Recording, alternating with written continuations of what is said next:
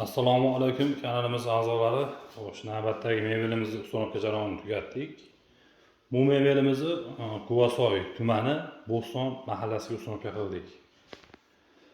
Mebelimiz o'sha joyi, xo'sh, bu yog'i 220, bu tarafi Arden deydi, bu chekasiga doğru 3 metr holatda bo'lgan.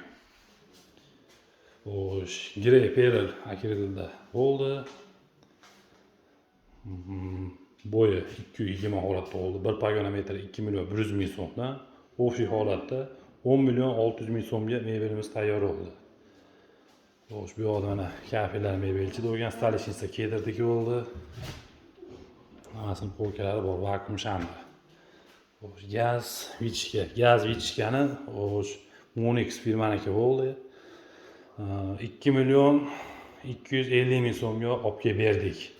Shu olgan narximiz. Xo'sh, biz ularga texnikalarga pul qo'shmaymiz. Monix firmasidagi mana sensorli holat.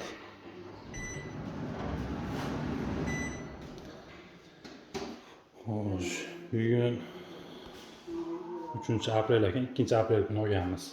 80 bir joy bo'lgan. Mana kechgacha qoldi. Xo'sh, chekalariga alyuminiylarni qo'yib qo'yganmiz. Qorasidan kelib qoldi, qorasidan qo'ydik. Tashchamiz bor, sochiladigan tubamiz bor. Xo'sh, mo'kamiz mebel ichida bo'ldi. Xo'sh, tepasida ardongidek sushilkasi bor.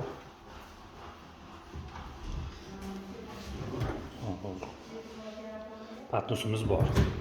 Bu chekaga mikrofonlovka bo'lgan, haladenni yoniga ham ulab qo'ydik. Temir noshkara qo'shimchasiga laminat bilan yopib qo'yganmiz. Xo'sh, kimga shunday xizmatlar kerak bo'lsa, ekranlarda ko'ringan raqamlarga aloqa chiqarasizlar. Xo'sh, bularni ustonovka qilib qo'yish kerak. Mo'kani bu ozgina chiqaradigan holatda turibdi. Tayini gelmetilab, uni orqa semestilarni ulab, santeni qilib qo'yadi. Xo'sh, buni ham ishga tushirib qo'yadi. Gaz vichga ularni santeni qilib beradi. Biz joyini tayyorlab qo'yib ketamiz.